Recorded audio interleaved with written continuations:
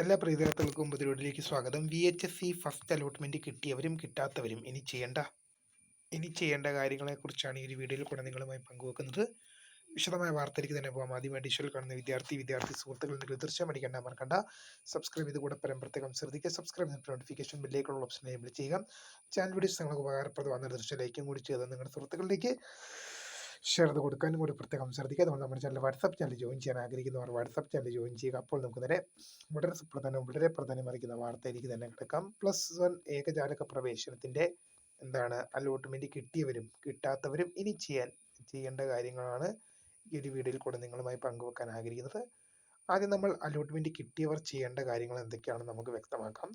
ഒന്നാം allotment admission. ഇപ്പം നിങ്ങൾക്ക് ആദ്യം ചെയ്യേണ്ടത് admission.vhse.portal.kerala.gov.in എന്ന വെബ്സൈറ്റ് സന്ദർശിച്ച് എന്ത് ചെയ്യണം? നിങ്ങളുടെ രജിസ്ട്രേഷൻ ചെയ്തിട്ടുള്ള ഫോൺ നമ്പറും പാസ്വേഡ് ഉപയോഗിച്ച് അലോട്ട്മെന്റ് ചെക്ക് ചെയ്യുക.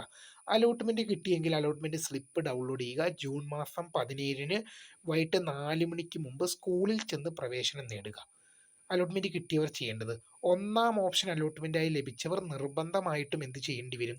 സ്ഥിര പ്രവേശനം നേടേണ്ടതായിട്ടുണ്ട്. ഒന്നാം ഓപ്ഷനാണ് അലോട്ട്മെന്റായി ലഭിച്ചെങ്കിൽ നിർബന്ധമായിട്ടും നിങ്ങൾ ഈ സെക്ഷൻ ഒന്ന് നോക്കേണ്ടതാണ് കേട്ടോ. ഒന്നാം ഓപ്ഷൻ അലോട്ട്മെന്റായി ലഭിക്കുന്നവർ നിർബന്ധമായും സ്ഥിര പ്രവേശനം നേടണം.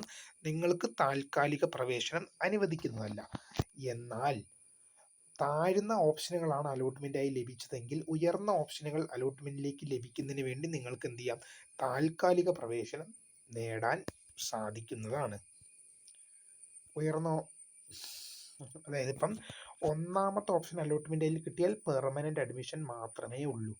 പകരം രണ്ടാമത്തെയോ ഉദാഹരണം പറയുന്നത് അഞ്ചാമത്തെ ഓപ്ഷനൊക്കെ കിട്ടിക്കഴിഞ്ഞാൽ നിങ്ങൾക്ക് എന്ത് ചെയ്യാം?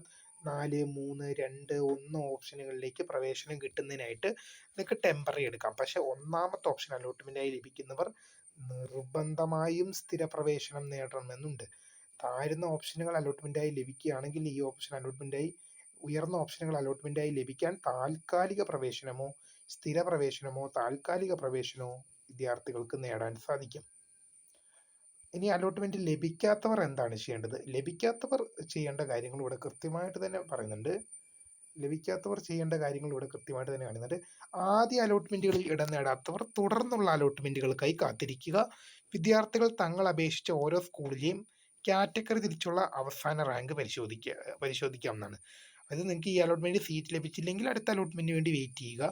പേടിക്കേണ്ട, നിങ്ങൾക്കും സീറ്റ് കിട്ടും. അപ്പോൾ പുതിയ വീഡിയോ കാണുന്നതിന്